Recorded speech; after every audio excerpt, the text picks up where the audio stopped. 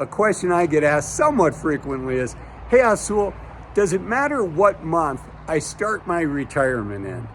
And after being a fee-only financial advisor for over 20 years, I can share with you that I have strong feelings on this, and my answer is yes, it does.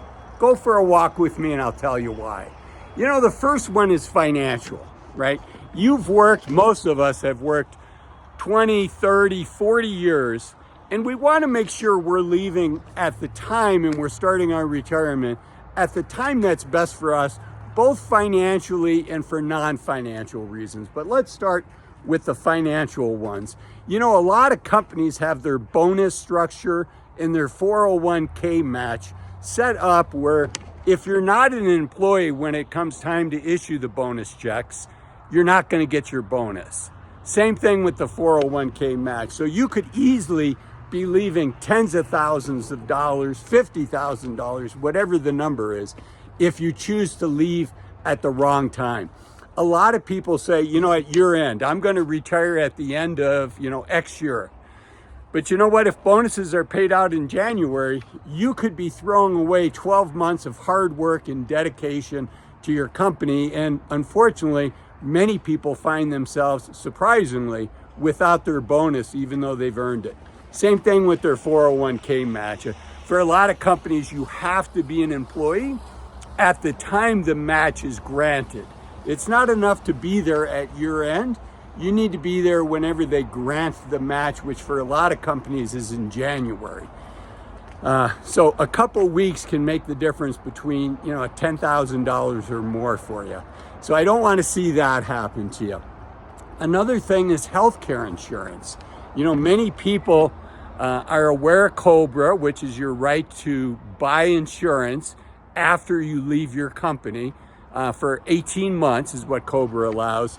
But if you're planning it to coincide directly with the start of Medicare, I'd urge you to be cautious, because sometimes people think, okay, I'm going to retire 18 months before Medicare kicks in, but sometimes it can take longer for Medicare to start than what you think. And I have seen people end up making the mistake and not having a month of coverage. And that can be devastating. Hopefully you stay healthy during that period, but why take that chance? So that's another thing, is healthcare insurance. Okay, the next thing. Now this doesn't involve the month, but the day.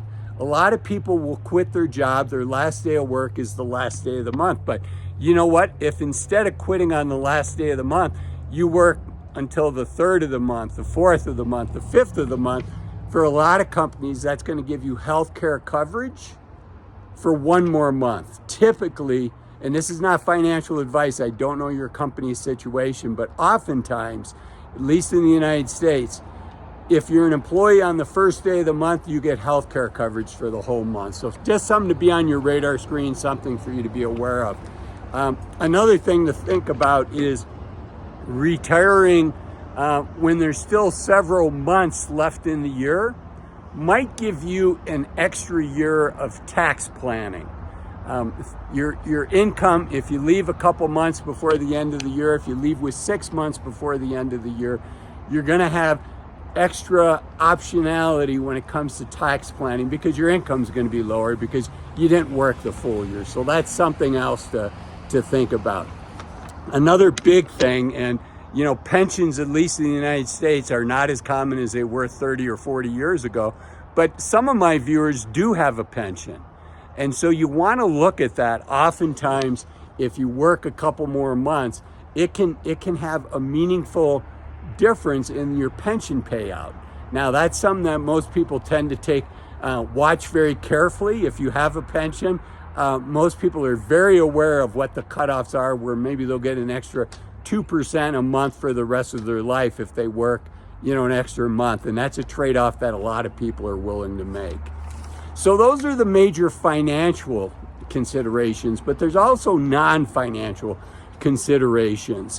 One time I switched jobs. I decided that I was going to switch industries, and I was going to take a year off and be Mr. Mom for my daughter, who at the time was 18 months old. And I left my job in October. And I can tell you in hindsight, that was a mistake because I just really love the summertime. And, so I left in October, and then I immediately faced here in my hometown. You can see I'm fortunate I live in a ski town. Here in my hometown, we have long, hard winters. And as much as I love skiing and outdoor activities in the winter, I really enjoy the summer more, truth be told. So with the benefit of hindsight, I would have left my job probably in March or April. So I had the spring and the summer. And I think a lot of people feel this way as well, particularly as we get older. Summer's just an easier time. A lot of people, that's their favorite season. So think about that. Are you moving into your favorite season or your least favorite season? Don't make the mistake Azul made. Although I wouldn't trade that year for anything. It was a fabulous year. Okay, the next one.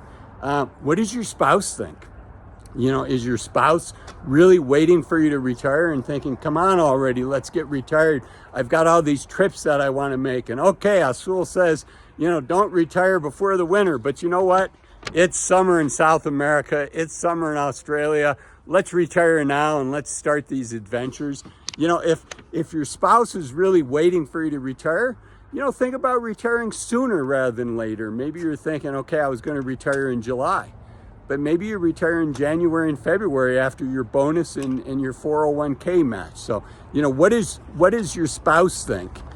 For many of us, another one is, we just want to leave our employer on as good a terms as we can. And there's some work projects that we want to finish up before we leave and don't have to worry about work projects anymore. So maybe if you've been working on a major project for a couple years and a couple more months would get it to a nice handoff to who's ever taking your place, maybe you think about that. Now, I want to caution you that one more year, right? The three most dangerous words for soon-to-be retirees is one more year, one more year. Don't do that. But one more month, 2 more months, a lot of us are willing to make the trade-off. And the reason you don't do just one more year is 1 year can become 3, which can become 5. And those are your healthiest, most active years. So I really want you to guard those. So that you can take full advantage of what I call the youth of your senior years. Okay, another one, this might seem silly, but to many of us it's important, which is, what's the availability of your adult children to help you celebrate this milestone? Some of us are going to want to have our adult children come in, or our young kids come in on our last day of work and meet some of the people that we've been working with for 5 years, 10 years, whatever the amount of time is. So those are my main items. I think you'll also enjoy this video here, which is 5 reasons to retire as soon as you can. You want to make sure you don't miss this milestone. You want to make sure that you do the transition, even if it's scary. And this video is going to help with that. 5 reasons to retire as soon as you can. Thanks for watching this video. Bye-bye.